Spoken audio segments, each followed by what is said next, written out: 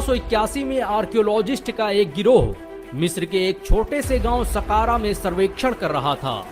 तभी खुदाई के दौरान उन्हें कुछ ऐसा मिला जिसने पूरी दुनिया को हैरत में डाल दिया।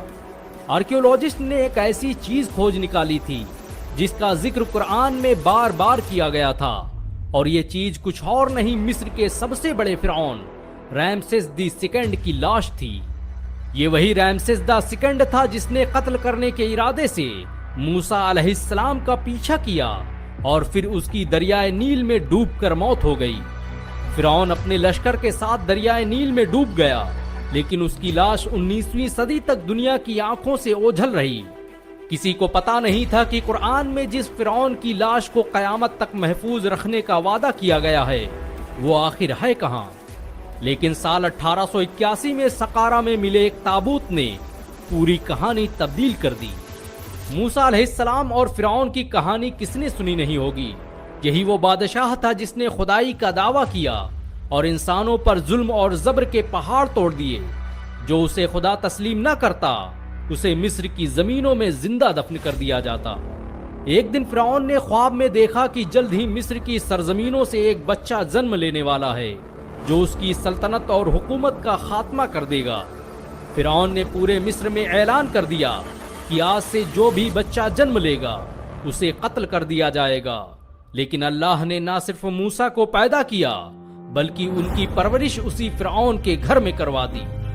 मूसा अलैहिस्सलाम जब बड़े हुए तो उन्होंने फिरौन को इस्लाम की दावत दी, लेकिन वो खुदाई का दावा करते हुए उन्हें कत्ल करने का मंसूबा बनाने लगा।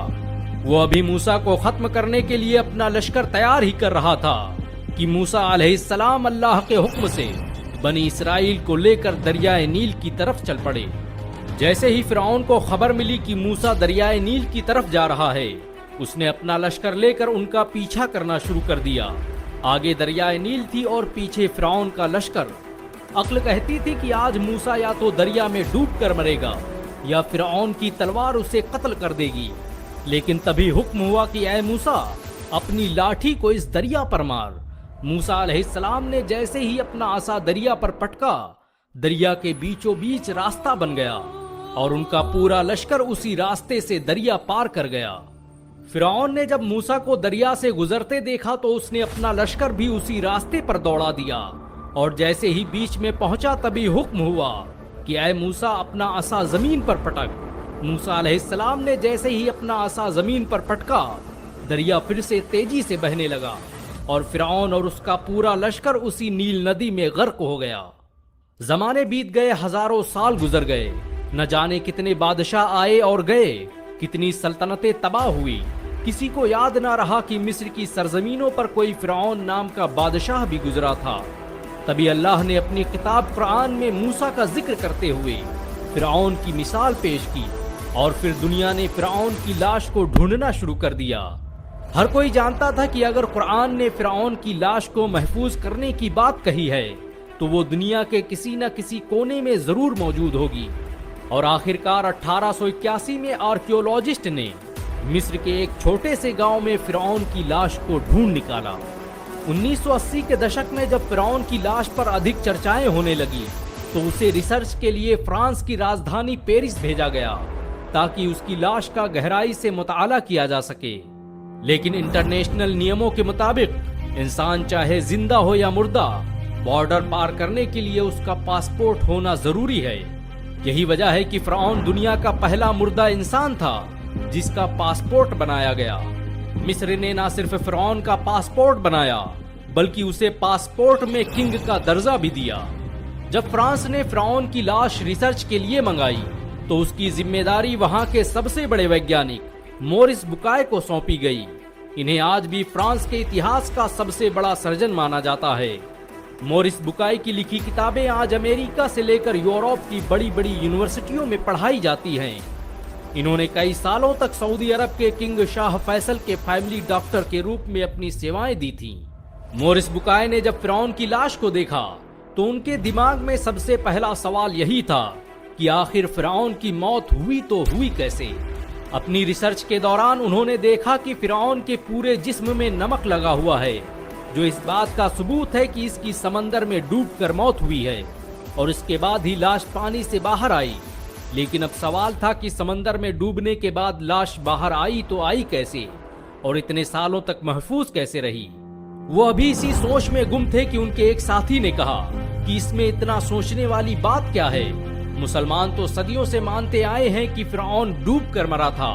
پہلے تو انہوں نے اس کی بات پر یقین نہیں کیا، لیکن جب دوسرے ویگیانک نے بتایا کہ فرعون کے مرنے کا پورا واقعہ قرآن میں ذکر کیا گیا ہے تو وہ حیران رہ گئے۔ انہوں نے کہا کہ آخر مسلمانوں کو اتنا سٹیک ڈیٹا ملا کہاں سے، جبکہ فرعون کی ممی کو ملے ہوئے بس 200 سال ہوئے ہیں۔ مورس بکائے رات بھر قرآن میں بتائے گئے فرعون کے اس قصے کے بارے میں سوچتے رہے کہ کیسے 1400 سال پہلے کوئی کتاب اتنی سٹیک جانکاری دے سکتی ہے۔ اس ریسرچ کے بعد فرانس نے ممی کو کانچ کے گلاس میں پیک کر واپس مصر بھیج دیا اور مورس بکائے جدہ میں ہونے والی میڈیکل کانفرنس میں حصہ لینے کے لیے سعودی عرب روانہ ہو گئے۔